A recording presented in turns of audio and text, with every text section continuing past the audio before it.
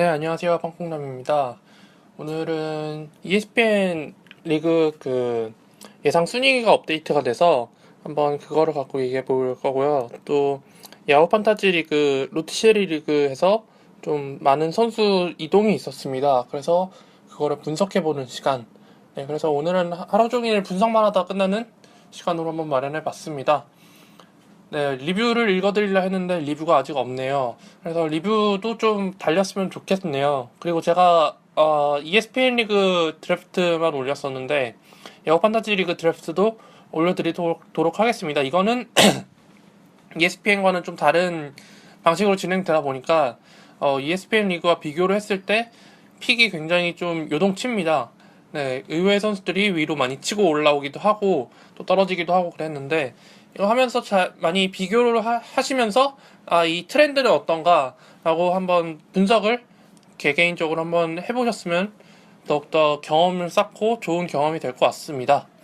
네, 그러면은 이제 ESPN 리그 예상 순위 업데이트 된 거 한번 얘기해 보도록 하겠습니다. 네, 사실 ESPN에서 처음 나왔던 예상 순위는 스테판 커리와 케빈 듀란트가 1, 2위로 선정이 되면서 조금 의구심이 많이 들었었죠. 분명히 스탯이 나눠지면서 좀 스탯 하락이 예상이 됐을 텐데 그거를 아직 반영하지 못한 예상 순위 나와서 좀 아쉬웠었고, 그리고 결정적으로 크리스 폴이 너무 많이 밀렸었어요. 크리스 폴이 16위까지 밀리면서 실제로 ESPN 리그 같은 경우에는 크리스 폴이 2라운드까지 떨어지는 좀 굴욕을 겪었는데 이번 예상 순위 업데이트 된 걸 보면 다시 크리스 폴은 제자리를 되찾았습니다. 네, 한번 얘기해 보도록 할게요. 1, 2위는 이제 웨스트브룩과 하든이 차지를 했습니다. 어떻게 보면 당연한 수순이죠. 네.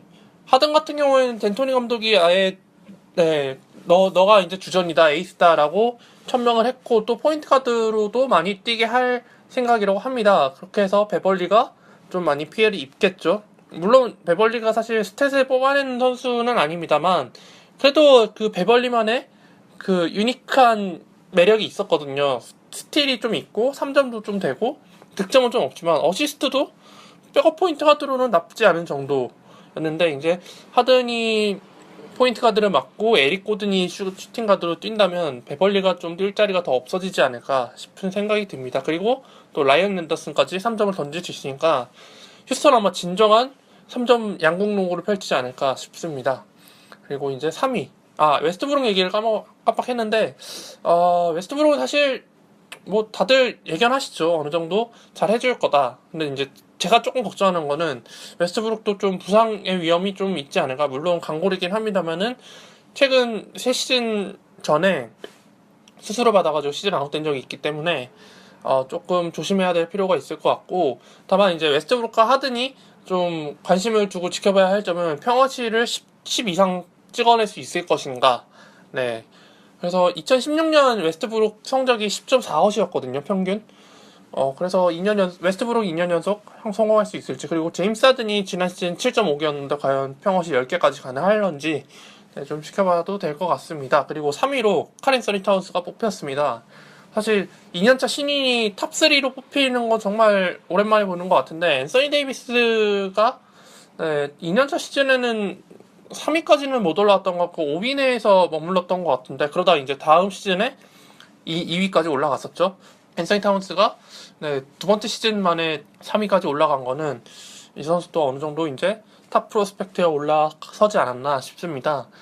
앤서니 타운스가 처음 예상 스탯에서는 5위로 나왔었는데, 네, 또 올라왔죠. 그러니까 커리 듀란트보다 위로 뽑혔죠, 결국에는. 앤서니 타운스 같은 경우에도 야후나 ESPN 리그에서도 좀 굉장히 높게 뽑혔었는데, 아니네요. ESPN에서는 6위로 뽑혔네요.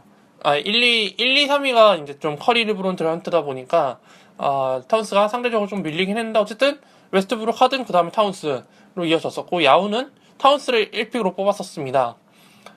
그래서 제가 좀 피해를 봤었죠. 네. 그리고 4, 5위는 아까 커리와 듀란트 얘기를 했고, 그리고 6위가 크리스 폴이 선정이 됐습니다. 사실 예견된 수순이긴 합니다. 16위는 말이 안 되는 상황이었어요. 왜냐면은 퓨어포가 중에 한 명이고, 또 평균 어시가 기본적으로 10개 이상 찍어주는 선수이기 때문에 뭐 릴라드, 또 카일 라우리, 뭐 쿤보 그런 선수들보다 밑에 있는 거는 사실 용납이 안 되죠.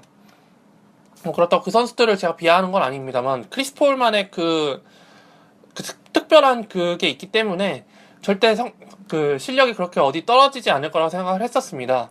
이제 이 선수 또한 역시나 또 부상도 좀 있죠, 좀.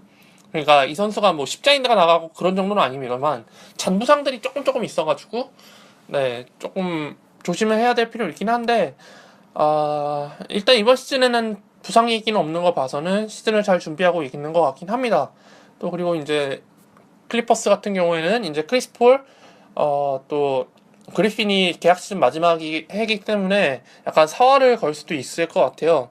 근데 이번 시즌을 우승을 못하면은 둘을 떠나보내야 된다는 위험도 있을 테고 해서 클리퍼스나 선수 본인에게 둘 다 좀 중요한 한 시즌 될 것 같기 때문에 좀 더 힘을 써서 시즌을 치러내지 않을까 싶습니다. 그리고 7위, 8위, 9위, 10위 네, 이 정도 4명은 거의 고정인 것 같아요. 레너드, 제임스, 르브론 제임스, 앤서니 데이비스, 마커스 커즌스. 커즌스가 10위까지 밀린 거는 조금 의외이긴 합니다만은, 레너드는 생각보다 그 드래프트 유저분들의 선택을 잘 못 받는 것 같아요. 그러니까 1라운드 후반까지 밀리는 정도지, 1라운드 중반에서 뽑히는 경우는 거의 못 본 것 같아요. 다만 뭐, 스탯은 여전히 괜찮긴 합니다만은, 제가 생각하기에는 아무리 봐도 르브론에 비하면 좀 약하다 싶은 생각이 들거든요. 일단 포인트도 좀 딸리고 어시스트가 어느 정도 좀 격차가 좀 많이 나기 때문에 뭐 자유투 좀 차이 나는 거는 그냥 뭐 그러려니 할 수 있겠습니다만은 네 어쨌든 그 다음에 이제 앤서니 데이비스와 커즌스 앤서니 데이비스와 커즌스인데 둘 다 어떻게 비교를 해보자면은 둘 다 부상으로 인한 경기 결장수가 조금 있어요. 앤서니 데이비스는 이제 리그를 대표하는 유니폼이 되어버렸고 커즌스도 은근히 좀 잔부상들이 있는 데다가 또 플레이그라운드 파울 누적으로 인한 그 경기 결장이 좀 많아가지고 어떻게 하다 보니까 앤서니 데이비스랑 출장 경기 수가 많이 비슷해졌습니다. 좀 최근에는 커즌스가 인터뷰에서 자기는 약간 세크라멘토의 마크 가솔처럼 해보고 싶다라고 해서 어시스트를 좀 늘리려는 생각인 것 같은데 지난 시즌에는 3점 슛을 한번 써보고 싶다고 해서 난사하다가 네 야투가 굉장히 많이 떨어졌었죠. 빅맨인데도 50%를 넘기지 못하는 좀 안 좋은 성과를 보였었는데 또한 그리고 세크라멘토 같은 경우에는 지금 경영진과 감독의 그 철학이 충돌을 해서 지금 굉장히 꼬여있는 상태입니다. 경영진 같은 경우에는 빅맨들을 많이 굴리는 빅볼 농구를 추구하고 있고 세크라멘토의 감독인 예거 감독은 아니 가드진 괜찮은 애들 많은데 뭐하러 그렇게 빅맨을 많이 뽑냐라는 생각으로 3점 위주로 많이 돌리려고 한다고 합니다. 아프랄로가 좀 대표적인 예인 것 같고 칼리슨 또 그 벤 맥클레머 루디 게이도 있고요. 그래서 예거 감독도 조금 위험하지 않나 좀 성적이 안 나오면은 네, 지금이야 뭐 그다지 지켜보겠죠. 부임 첫 해니까. 하지만 세크라멘토 같은 경우에는 첫 해임에도 잘라버릴 수 있는 그런 좀 회개망측한 팀이기 때문에 언제든 이 유명한 이 지도력 좋은 감독도 잘릴 수 있다는 것을 보여주는 팀입니다. 이곳은 또 커즌스도 글쎄요. 제가 지금 한 3시즌째 커즌스가 빨리 세크라멘토를 탈출했으면 좋겠다고 생각하는데 별로 탈출하고 싶은 생각이 없나 봅니다. 네, 그래서 커즌스 사실 다른 팀으로 이적해서 좀 편하게 논 거면 좀 더 좋은 스탯을 뽑아낼 수 있을 텐데 그럼 진짜 탑5까지 노려볼만 할 텐데 네, 이래저래 상황이 많이 안 좋은 것 같아요. 네, 그리고 11위로는 릴라드. 네, 릴라드도 굉장히 괜찮은 선수죠.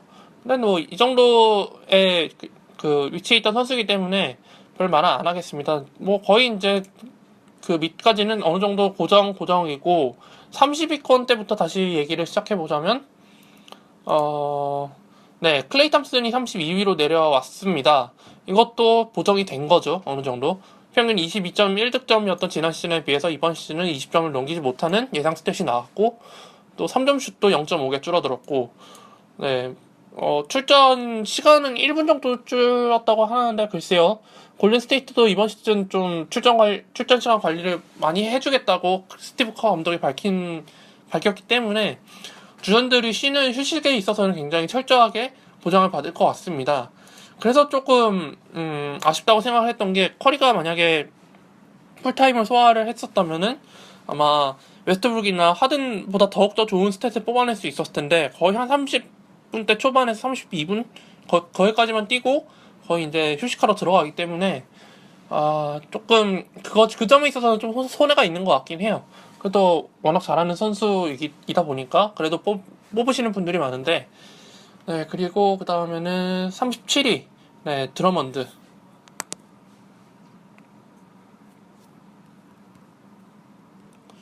네, 드러먼드가 37위로 뽑혔습니다. 이 선수가 역시나 주목해야 될 점은 자유투가 과연 지난 시즌에 비해서 얼마나 올랐을까라는 기대감인데, 글쎄요, 예상 스탯에서는 오히려 더욱더 하락한 네, 스탯을 보여줬습니다. 36%였던 지난 시즌에 비해서 이번 시즌 34%로 예측을 하고 있는데, 아마 드러먼드가 사실 비시즌 동안 아마 자유투만 죽어라 연습하지 않았을까 싶은데 너무 가혹하지 않나. 2%나 떨어뜨린 거 보면은. 또 그리고 바로 밑에 있는 디안드레 조던 또한 지난 시즌 43%였던 자유투를 39%로 예측을 하고 있습니다. 정말 자유투 하락에 있어서 굉장히 좀 야박한 모습을 많이 보여주고 있는 것 같은데, 드러먼드와 디안드레 조던을 비교하시는 분들이 굉장히 많은 것 같아요, 판타지에서. 사실 로티시에리 같은 경우에서는 큰 의미가 없는 것 같은데, 이제 그 득점의 차이죠. 평균 득점의 차이. 지난 시즌 드러먼드는 16.2점이었고 디안드레 조던은 12.7점입니다. 드러먼드는 좀 자기가 어떻게든 메이드하는 모습이 있었고, 디안드레 조던은 그거보다는 좀 받아먹기. 네, 크리스 폴의 라페스를 받아서 엘리옵 덩크 꽂는, 그러니까 1대1 공격 기술이 사실상 없는 그런 빅맨이고, 드러먼드는 그거를 좀 연마를 해서 자신이 1옵션으로 올라가는데 발돋움을 했었고, 네, 그 차이인 것 같아요. 단지 그 차이. 그리고 뭐 굳이 따진다면 디안드레 조던의 높은 야투율, 네, 지난 시즌 야투율 1위였으니까요. 70% 찍고. 네, 그리고 블락도 차이가 조금 있긴 한데, 네, 블락을 중시하는 분이라면 저 같으면 디안드레 조던을 추천드리고 싶습니다. 뭐 포인트를 좀 포기를 하더라도 다른 다른 선수들 통해서 득점을 메우면 되니까요.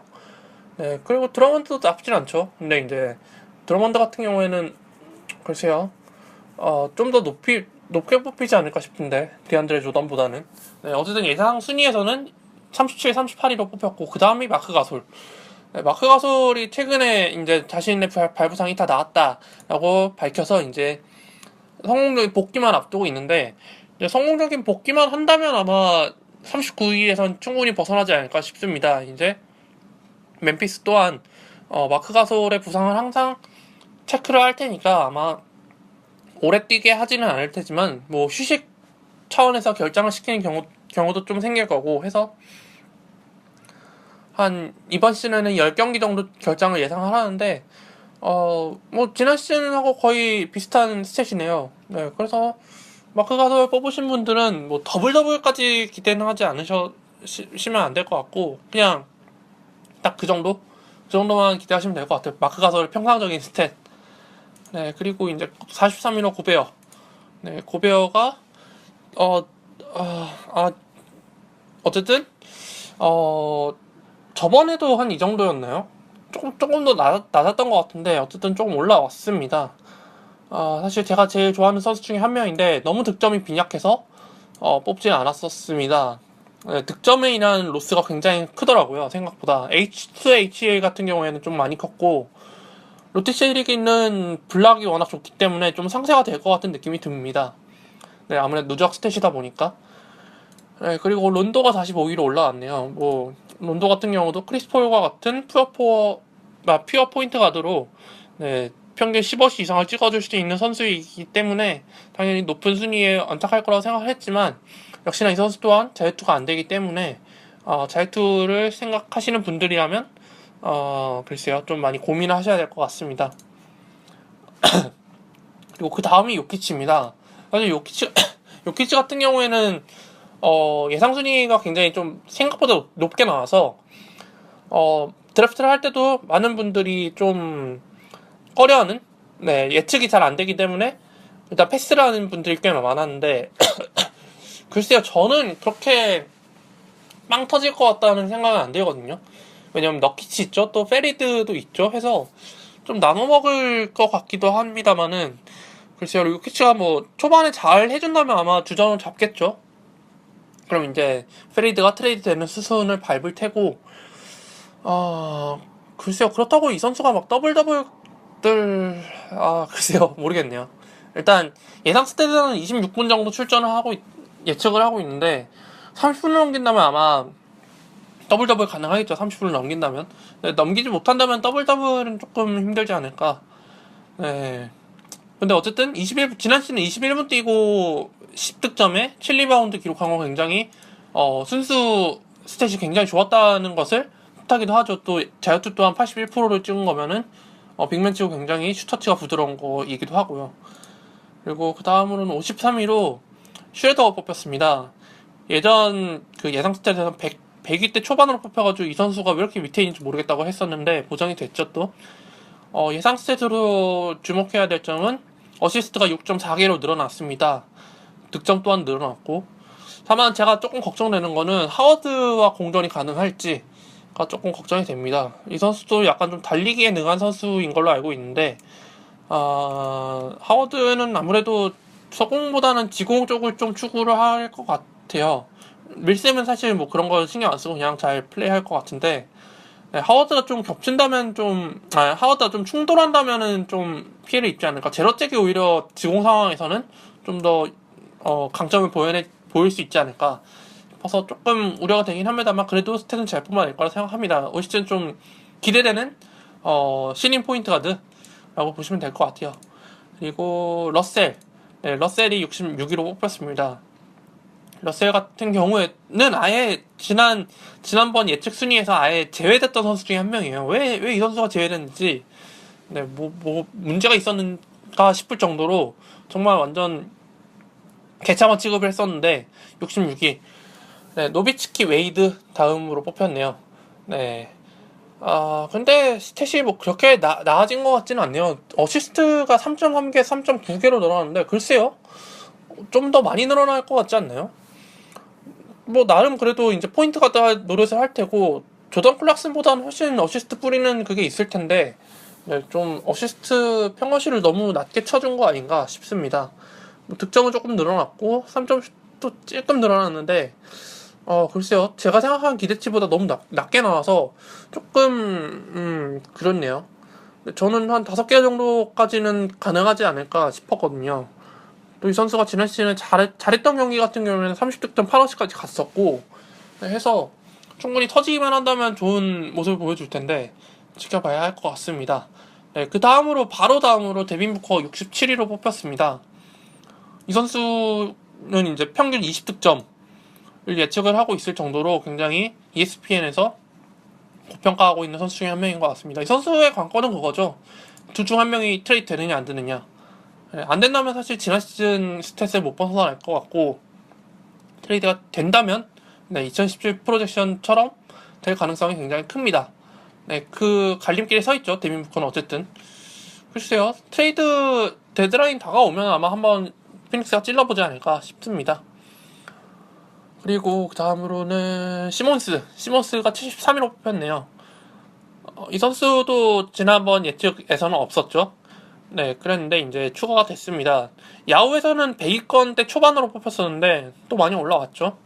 워낙 이제 그 필라델피아에서 인터뷰한 게 많이 작용이 된 것 같습니다. 이 선수를 주전으로 뛰겠다, 30분 이상 뛰게 하겠다, 또 포인트 가드 역할도 한번 맡겨보겠다. 거의 전권을 내준 셈이나 다름이 없으니까 네, 시몬스 같은 경우에도 다치지만 않으면 네, 성공적으로 안착할 수 있지 않을까 싶습니다. 근데 제가 봤을 때 너무 좀 높게 쳐준 것 같아요. 야투 47%, 자유투 66%, 네, 15득점, 5리바운드, 6어시스트, 15, 5, 6. 네, 마지막으로 25호 찍었던 선수가 타이릭 에반스였죠. 그 후로는 아마 없었던 것 같은데, 네, 20득점까지는 조금 힘들지만 어쨌든 15라도 한번 오랜만에 그 신인들 중에서 볼 수 있지 않을까 한번 기대를 해볼 만한 선수 중에 한 명입니다. 네, 이제 야투가 좀 저는 그보다 좀 낮게 나올 것 같다는 생각이 들거든요. 한 44%? 네, 그리고 네, 그 정도. 그리고 그 다음으로 칸터가 81로 뽑혔는데 이 선수를 예측을 하기를 더블을 예측을 하고 있습니다. 일단 출전 시간이 10분 이상 늘어났기 때문에 당연히 1.5배 업그레이드 됐다고 예측을 하는 거죠. 17득점은 10리바운드. 네, 괜찮을 것 같아요. 네, 이제 스티븐 아담스와 같이 뛰게 되면 파워포워드로 뛸 텐데, 또 득점력을 아마 책임질 테니까 득점이 좀 많이 올라갈 것 같고, 조금 아쉬운 게 그냥 블락이 좀 늘어난다면 좋을 텐데, 10분이 늘어났음에도 블락이 여전합니다. 조금 아쉽죠. 네, 젊은 선수인데 블락이 없는 거는. 그리고 81위로는 제레미 린. 린 같은 경우에도 지금 감독이 이제 거의 리더 격으로 거의 전권을 맡겼기 때문에 출전 시간뿐만 아니라 뭐 이것저것 굉장히 자신이 공지고 있는 시간이 굉장히 늘어날 것 같아요. 네, 그래서 정말 자기가 하고 싶었던 농구를 원 없이 한번 해볼 수 있지 않을까. 좋은 기회가 될 것 같아요. 네, 득점 14.6점으로 늘어났고 어시스트가 6개 정도로 네, 확 늘어났습니다. 네, 야투도 좀 많이 늘어났고 근데 3점 슛이 네, 출전 시간 대비 좀 오히려 줄어들었네요. 아마 좀 덜 쏘겠다 이런 거겠죠. 그리고 82위가 발렌시나스인데 이 선수가 은근히 드래프트 이후에 트레이드 시장에서 굉장히 핫했었어요. 네, 뒤에서 말씀을 드리겠지만 드래프트 때도 예상보다 좀 많이 앞에서 뽑혔었고, 그러니까 그 발렌시나스 윗대에서 좀 약간 비어있는 갭이 좀 있었어요. 그 사이에 발렌시나스가 밑에 딱 보이니까 얘라도 채가야겠다. 미리 사재기를 해놓은 거죠. 사재기를 해놓고 넘어가니까 네, 어떻게 보면 좀 진흙 속에 진주 하나가 있는 그런 느낌이었습니다. 실제로 지금 트레이드 마켓에서도 발렌시나스의 가치가 꽤 높게 나오고 있는데 이 선수 또한 지금 지난 시즌에 부상이 좀 아쉬워서 좀 생각보다 많이 못 뛰고 그랬었는데 이제 토론토가 어느 정도 성적이 잘 나오는 팀이 되었고 이제 팀 전력도 안정화가 됐다 보니까 또 발렌시나스가 또 스텝업 할 수 있는 여지는 많이 남아 있습니다만은 드웨인 케이시 감독이 그렇게 이 선수를 많이 중용하진 않는 것 같아요. 사실 이 선수가 주전이라 싶으면은 30분 이상은 기본적으로 보장을 해줘야 되는데 좀 뛸만하다 싶으면 빼버리고 네 그래가지고 좀 많이 아쉬운 것 같아요. 네, 좀 보장을 많이 해주면은 지금 14득점으로 나와있는데 한 18득점까지 가능할 것 같아 보이거든요. 더블 더블도 되고. 근데 이제 감독과의 이제 그 대립, 보이지 않는 대립이 과연 끝날 수 있을지. 네, KC 감독 같은 경우에는 지난 시즌 성적을 인정받아서 아마 재계약을 했을 걸로 재계약을 체결한 걸로 알고 있는데 그렇게 되면은 대립이 끝나지 않을 것 같아서 저는 뭐 한계점이 좀 보이지 않나 싶습니다. 그리고 92위로 해리슨 반즈가 뽑혔습니다. 일단 눈에 띄는 점은 평균 득점이 굉장히 많이 늘었어요. 11.7점에서 18.6점으로. 그러니까 지난 시즌 파슨스만큼의 스탯을 기대를 하는 거죠. 또 출전 시간도 늘어났고 야투율이 오히려 더 늘어났어요. 네, 좀 아쉬운 거는 3점 슛이 그대로인 거. 네, 어쨌든 그래도 파슨스와 바로 하이원이 되겠죠 아마. 파슨스는 한 17, 8득점까지 기록을 하고 네, 어시스트도 한 3개 이상 해주고 그랬었는데 반스가 그것까지는 안 되더라도 어쨌든 파슨스의 몫을 책임져 줄 거라고 예측을 하는 것 같습니다. 이 외로는 사실 크게 달라진 점은 이제 더 이상 없는 것 같고 네, 아직 네, 이제 그 야구 판타지 리그 사실 ESPN은 지금 멀티 포지션이 계속 안 뜨고 있어가지고 다들 지켜보고 있는 추세입니다. 빨리 그게 떠야지 좀 약간 트레이드 카드를 맞춰보고 할 텐데 아직 트레이드 카드를 맞춰보기 좀 이른 시점인 것 같아서 일단 지금 활발하게 트레이드가 이루어지고 있는 야구 판타지 리그에 대해서 좀 얘기를 해볼까 합니다. 네, 판타지 리그 그 트레이드 추세, 동향을 한번 얘기해 보도록 하겠습니다. 잠깐 쉬었다 갈게요.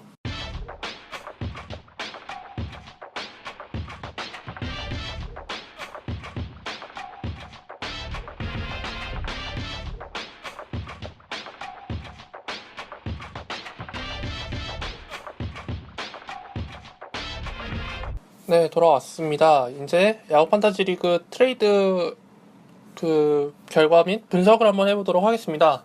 첫 번째 일어났던 트레이드는 데빈 부커와 요키치 1대1 트레이드였습니다. 좀 스타트를 1대1 트레이드로 시작을 해서 굉장히 저는 놀랐습니다, 많이. 1대1 트레이드 같은 경우에는, 승자와 패자가 확 갈리기 때문에, 물론 위닝 트레이드가 발생하는 경우도 많긴 합니다만은, 아무래도 상대적인 승자와 패자가 갈라진 경우가 명확하기 때문에, 1대1 트레이드는 저는 굉장히 꺼리는 편입니다.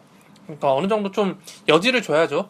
이 팀도 굉장히 잘 뽑았다. 또 우리 팀도 좀 잘 많이 가져왔다. 라고 해서 2대2 트레이드나 3대3 트레이드를 저는 선호하는 편인데 1대1 트레이드는 정말 상남자 트레이드라고 저는 평가를 해드리고 싶어요. 네, 그래서 데빈 부커와 요키치. 네, 이 선수 둘 다 그 신인 선수이다 보니까 좀 예측되는 스탯이 좀 스펙트럼이 넓어서 가능했던 트레이드라고 보는데, 글쎄요. 부커랑 요키치. 네, 뭐 요키치도 지금 예상 순위가 굉장히 높게 나왔고 부커 또한 지금 굉장히 그 포텐셜이 충만하다고 다들 여기기 때문에 1대1 트레이드 카드로 쓰이기 괜찮은 선수들이긴 합니다만은 모르겠어요. 일단 부커 같은 경우에도 지금 주전 2명이 있고 요키치도 지금 주전 경쟁을 해야 되는 상황이기 때문에 어떻게 보면 둘 다 최악의 시나리오일 때는 둘 다 백업으로 가거나 최상의 시나리오일 때는 둘 다 주전 먹어서 정말 평균적인 스탯 엄청 뺏어먹고 그럴 수 있는 선수가 되냐. 좀 굉장히 이 트레이드 자체는 그냥 스펙트럼이 되게 넓어요. 그래서 더욱더 승자와 패자가 훨씬 더 진하게 갈릴 수 있는 그런 좀 정말 상남자 트레이드라고 하고 싶습니다. 어쨌든 야구 판타지 리그 그 트레이드 시장 마켓을 처음 연 트레이드가 이렇게 상남자 트레이드여서 굉장히 저는 좀 놀랬었습니다. 그리고 두 번째로는 릴라드 플러스 코디 젤러 그리고 레지 잭슨과 발렌슈나스 2대2 트레이드였습니다. 그러니까 1라운드 픽과 하위 픽을 주고 3, 4라운드 정도 픽을 데려온 선수들이죠. 네, 굉장히 저 같은 경우에는 좋아하는 전략 중에 한 명입니다. 좀 좋은 선수를 내주고 좀 알짜배기 선수들 2명을 챙기면서 좀 전력 보강, 평균적인 전력 보강을 해내는 거죠. 그러니까 이런 말은 그냥 흘려 들으셔도 되는데 릴라드를 반으로 쪼개서 로스터 2명으로 넣는 거죠. 네. 이게 무슨 말인지 조금 감이 안 오실 수도 있는데 릴라드 같은 경우에는 어쨌든 한 명이 82경기를 뛰는 거니까 H2H 같은 경우에는 일정에 따라서 한 주에 2경기를 뛸 수도 있고 4경기를 뛸 수도 있는데 어쨌든 이 알짜배기 2명을 갖게 된다면은 릴라드가 한 주에 2경기만 뛰게 됐을 때 얻게 되는 스탯보다 2명으로 쪼개져서 2경기씩 뛴다고 하더라도 어쨌든 스탯이 더 좋아지겠죠. 2배로 늘어나는 거니까. 뭐 이외에 꼭 둘 다 일주일에 2경기씩 치르는 것도 아니고 뭐 3경기 2경기 치를 수도 있어서 굉장히 운영하는 데 있어서 좀 효율적이라고 볼 수 있겠죠.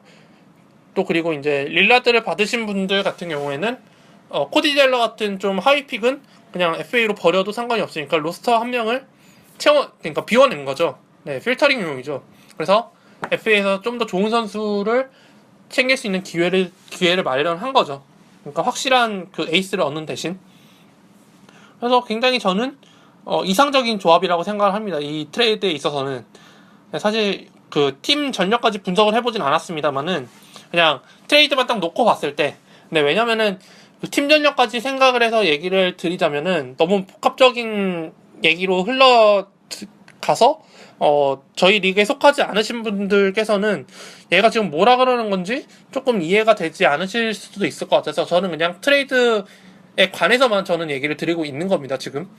네, 그래서 둘 다 굉장히 윈윈 트레이드가 될 것 같은 느낌이 듭니다. 다만 이제 릴라드와 젤러를 얻으신 분들은 젤러를 과연 비워낼 건지 아니면은 데리고 갈 건지 또 비워낸다면 어떤 선수를 잘 데려올 건지 거기서 좀 승패가 좀 갈릴 것 같아요. 잘 데려온다면 윈윈이 되겠죠. 어쨌든 레지 잭슨과 발렌슈나스는 부상만 없으면 꾸준히 해줄 수 있는 선수이기 때문에 일단 기본적으로 패할 것 같진 않아요. 제가 봤을 땐 일단 기본적으로 무승부는 깔고 갈 것 같고 릴라드 쪽도 웬만하면 무승부 할 것 같은데 코디젤러에서 FA 리스트에서 조금 삐끗삐끗 많이 한다면 아무래도 레지와 발렌슈나스를 얻은 쪽이 조금 이득을 볼 수 있겠죠. 어쨌든 제가 봤을 때 굉장히 잘 뽑은 것 같아요. 네. 그리고 그 다음에 이제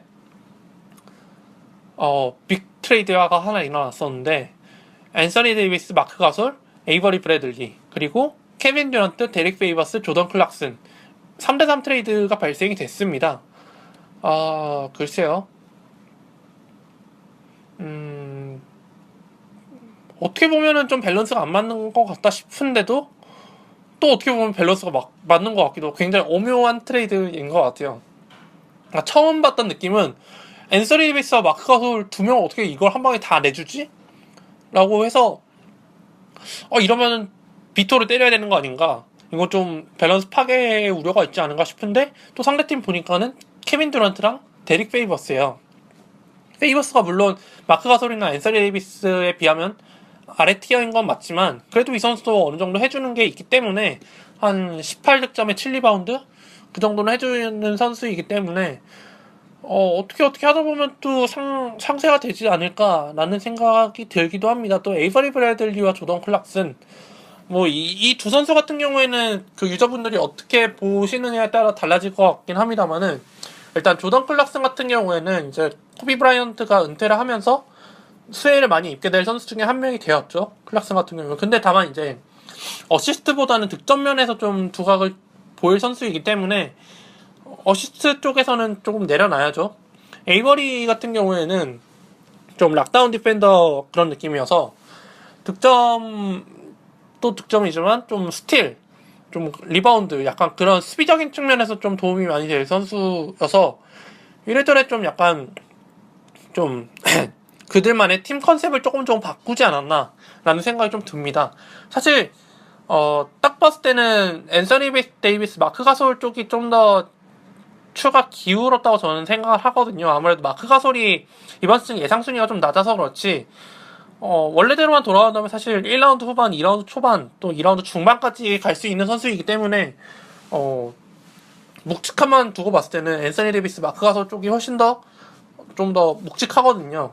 물론 케빈 듀란트도 잘하는 선수긴 합니다만은 1, 2라운드 2명과 1라운드 중반, 초중반 선수 한 명과 이제 3라운드 그리고 그 밑에 선수이다 보니까 좀 추가 좀 기울지 않았나 싶은데 이제 다만 이제 문제는 앤서니 데이비스가 과연 몇 경기를 소화할 수 있을 것인가, 또 마크 가솔은 성공적으로 복귀를 할 수 있을 것인가, 그 점에 이제 거기서 좀 부상 이슈에 따라 갈릴 것 같아요. 이 트레이드는.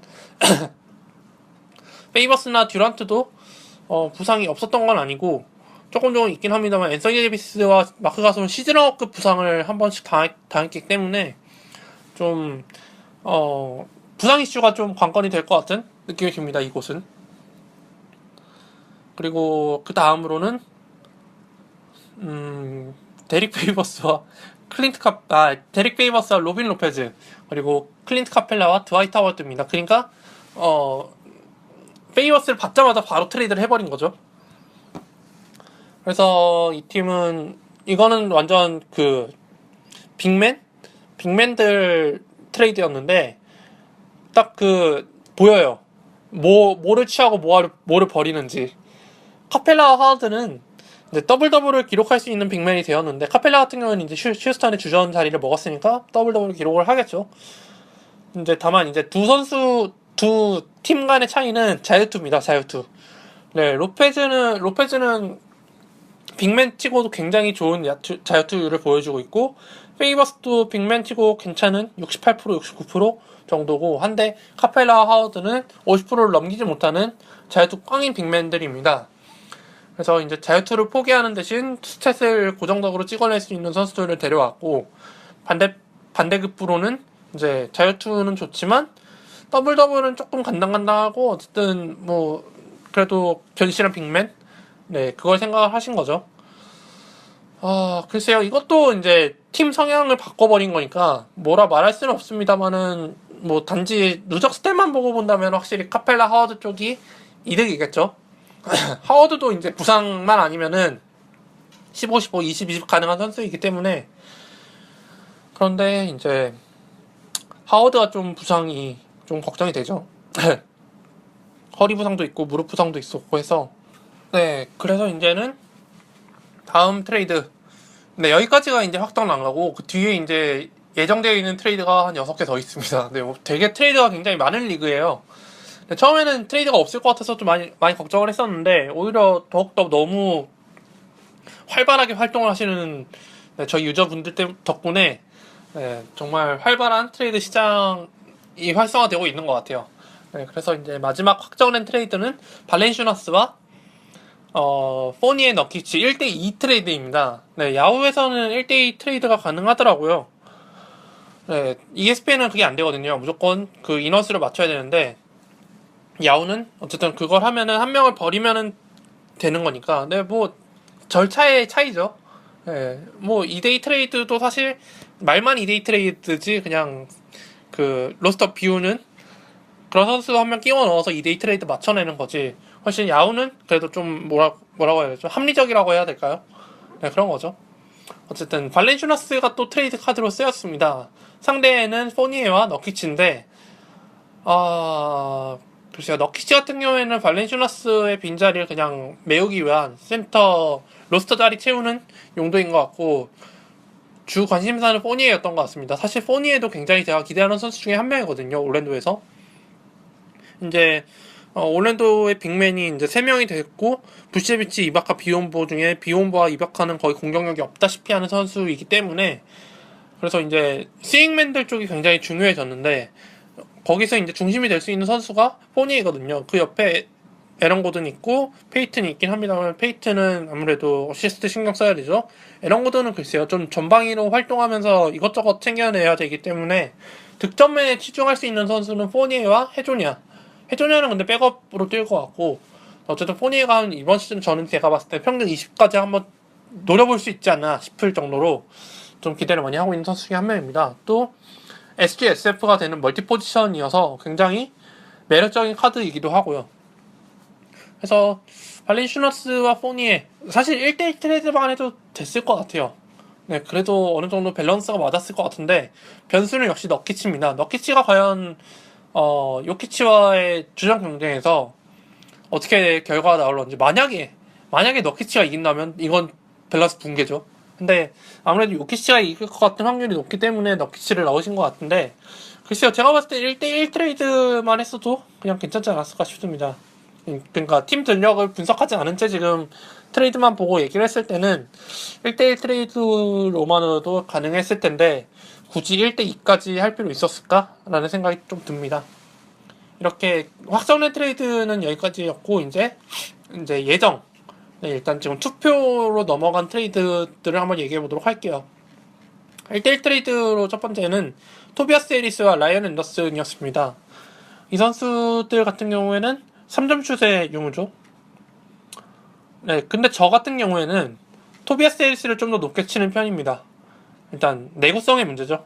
라이언 앤더슨 굉장히 좋은 선수입니다. 스트레치 4가 가능한 선수이고 더블 더블도 가끔 가능하고 네, 득점력도 좋고 한데 부상이 항상 이 선수의 발목을 잡는 편입니다. 재작년 시즌에 목 디스크로 완전 시즌 아웃 됐었고요. 지난 시즌에도 좀 많이 뛰었다 안 뛰었다 하는 선수여서 토비아스 해리스는 사실 뭐 부상에 대해서는 큰 문제 없는 선수이고 또 어려서 포텐셜로 좀 남아있는 선수이기도 하고 네 그래서 일단 뭐 포지션만 따져봤을 때는 비슷비슷합니다만은 해리스는 스몰 포워드 멀티 포지션이고 라이언 앤더슨은 센터 멀티 포지션입니다. 그래서 약간 포지션도 좀 생각을 하신 것 같은데 이 팀은 글쎄요 1대1 트레이드로도 뭐 확정은 될 것 같긴 합니다만은 저 같았으면 해리스를 좀 더 지키지 않았을까 싶습니다. 그러니까 라이언 앤더슨의 뭐 하나 1대2 트레이드나 2대2 트레이드로 좀 밸런스를 좀 맞췄으면 좀 더 좋지 않았을까라는 생각이 듭니다. 그리고 이제 두 번째로 넘어가서 웨슬리 매튜스, 켄트 베이즈모 그리고 드웨이너 웨이드와 켄타비어스 칼드웰 포프 KCP 2대2 트레이드가 발생을 했습니다. 저는 개인적으로 이 트레이드 밸런스 안 맞습니다. 웨이드 받는 쪽이 이득이라고 생각을 합니다. 물론 웨슬리 매튜스가 부활을 한다면 맞춰지겠죠. 근데 글쎄요 아직까지는 확실히 웨이드가 아무리 시카고로 이적을 했고 무릎이 안 좋고 해도 아무래도 네임밸류가 있다 보니까 좀 안 맞아요. 그리고 둘 다 바꾸려는 포지션 또한 겹칩니다. 슈팅 가드가 전부 다고요. 그리고 이제 포지션에서 조금 포인트 가드와 스몰 포워드로 좀 갈리긴 하는데 글쎄요 뭐 때문에 바꾸려는 건지 네, 무엇을 위해 웨이드를 주고 매튜스와 베이즈모 뭐 3점이긴 하겠죠. 3점 평균이 2개 이상 늘어나니까 내주긴 한 건데 득점력에서 그러니까 웨슬리 매튜스의 폭발력을 기대하시는 것 같아요. 지난 시즌 같은 경우에는 조금 부상 그 회복이 잘 안 됐었고 어쨌든 그러면서 좀 더뎌지다 보니까 난사를 했고 네 야투 굉장히 안 좋았고 했는데 이번 시즌은 좀 아무래도 1년 정도 지났고 일단 지난 시즌도 어쨌든 시즌을 소화하긴 했으니까 자신도 이제 좀 자신감이 붙어서 풀시즌을 소화할 수 있지 않을까라는 기대감으로 데려오시는 것 같은데 글쎄요.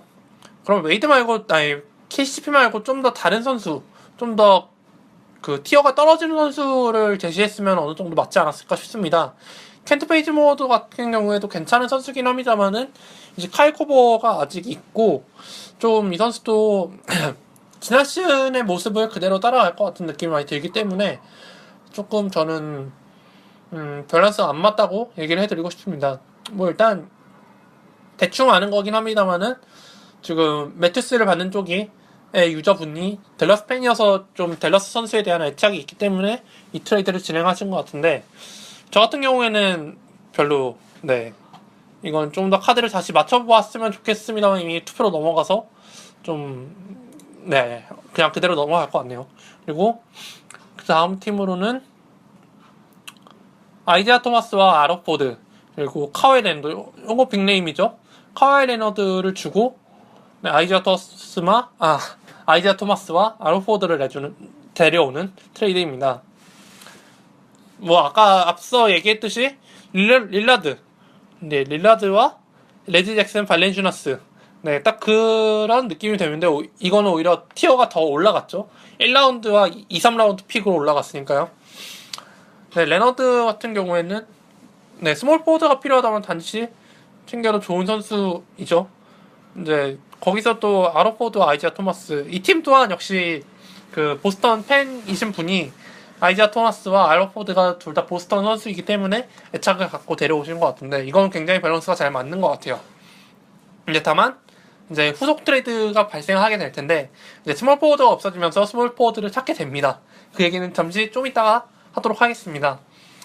어쨌든 아이지아 토마스와 아로포드 굉장히 이곳저곳 적재적소에 잘 데려오신 것 같아요. 아이지아 토마스가 포인트 가드 단일 포지션으로 확정된 게 조금 아쉽긴 합니다만은 아로포드가 파워포워드와 센터를 얻었고 또 레너드 같은 경우에도 슈팅 가드와 스몰 포워드이기 때문에 굉장히 둘 다 윈윈 트레이드가 될 수 있다고 저는 생각을 하고 있습니다.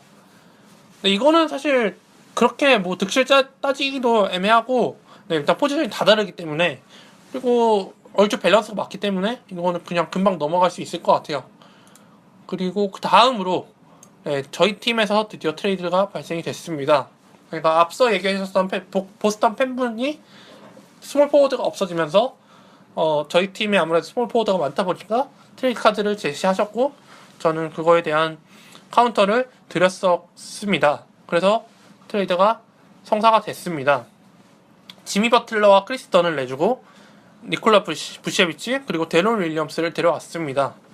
제가 부시에비치와 데런 윌리엄스를 받고 상대팀이 지미 버틀러와 크리스 던을 받는 형식입니다. 사실 처음 들어왔던 그거는 1대2 트레이드였죠. 네, 뭐 맥칼럼과 데런 윌리엄스였던 것 같은데 저희 팀 같은 경우에도 지금 포인트 가드가 너무 많아서 어떻게든 좀 비워내야 되는 상황에서 포가를 또 받는 거는 이건 아닌 것 같다 싶어가지고 카운터를 여러 번 드렸었죠. 그리고 제가 원했던 포지션은 파워포워드와 센터 네, 멀티 포지션이면 좋고 정 안되면 파워포워드라도 되는 네, 파워포워드가 좀 적은 것 같아서 네, 그래서 제시를 했죠. 그래서 부셰비치와 지미 버틀러 단독 1대1 트레이드는 너무 좀 제가 손해보는 것 같아서 1대2 트레이드나 아니면 카드를 좀 더 맞춰서 2대2 트레이드를 했으면 좋겠다 했더니 그럼 마키스 모리스를 달라 했더니 제가 지금 좀 센터가 없어서 네, 파워포워드도 없고 해서 그냥 어차피 둘 다 지금 포인트 가드 많은데 그럴 거면 그냥 차라리 포인트 가드를 그냥 스왑하는 게 어떻냐. 네, 뭐 둘 다 악화되는 경우는 아니고 어쨌든 현상 유지는 되는 거니까 포인트 가드 그 선수 보유량에 있어서는 그래서 저는 데런 윌리엄스를 말씀드렸고, 저희 팀에서는 크리스턴이나 마카이 둘 중 하나 고르시라고 했더니 크리스턴을 얘기를 해주셔서 결국에는 2대2 트레이드가 성사가 됐습니다. 사실 변수는 크리스턴의 폭발력, 네, 신인 1년차의 성적, 그리고 부셰비치 데론 윌리엄스의 유리몸이 변수겠죠. 버틀러는 어느 정도 기본을 해줄 선수입니다. 아무리 시카고에 론도가 들어오고 에이드가 들어왔다고 하더라도 어쨌든 에이스는 지미 버틀러이기 때문에 굉장히 잘해줄 거라고 생각이 듭니다. 근데 저 같은 경우에는 부셰비치가 굉장히 필요했던 게 일단 리바운드가 좀 딸렸고 자유투도 굉장히 좋은 선수고 더블을 기록해줄 수 있다는 게 굉장히 저한테는 마음에 들었습니다. 다만 이제 걱정되는 게 이제 출전 경기 수의 문제인데 버틀러 같은 경우에는 사실 지난 시즌에 조금 몇 경기 결장을 했더라도 그래도 어느 정도 정말 강골 중에 강골인 거를 누구나 아는 사실인데 부셰비치 같은 경우에는 최소 10경기는 나오실 테고 데론 윌리엄스도 네, 대표적인 유리몸이기 때문에 댈러스에서 정말 관리를 많이 해주는 선수 중에 한 명입니다. 툭하면 휴식. 그래서 근데 데런 윌리엄스 또한 잘할 때는 굉장히 잘해주는 선수이고 더블까지 한번 기대를 해볼 수 있는 선수이기 때문에 가끔 어시스트 터졌을 때 3점슛도 괜찮고 해서 이제 크리스턴의 예측 스탯이 나오긴 했는데 6.45씩까지 치솟는 걸 봤거든요. 글쎄요, 그것까지는 조금 힘들지 않을까. 왜냐면 루비오도 있고 라빈까지 있는데 그러면 출전 시간을 나눠 먹을 텐데 던이 과연 그걸 비집고 주전 자리까지 꿰차할 수 있을지 아직은 좀 모르겠기 때문에 그냥 내드렸습니다. 그래서 이렇게 트레이드가 발생이 됐고요. 이제 마지막으로 보얀 보그다노비치와 더마레 캐롤 1대1 트레이드가 또 발생했습니다. 시작과 끝이 1대1 트레이드 상남자 트레이드네요. 제가 봤을 땐 보얀 쪽이 우세한 것 같아요. 네, 캐롤이 아무리 지난 시즌까지 애틀랜타에서 좋은 모습을 보였다 하더라도 제가 봤을 때는 먹튀의 냄새가 슬슬 나거든요. 네, 뭐 캐롤이 진짜 악의적인 마음을 품고 자기가 먹튀가 되겠어 이런 건 아니겠지만 애틀랜타에서 누적된 피로가 토론토에 와서 터진 것 같은 느낌이 많이 듭니다.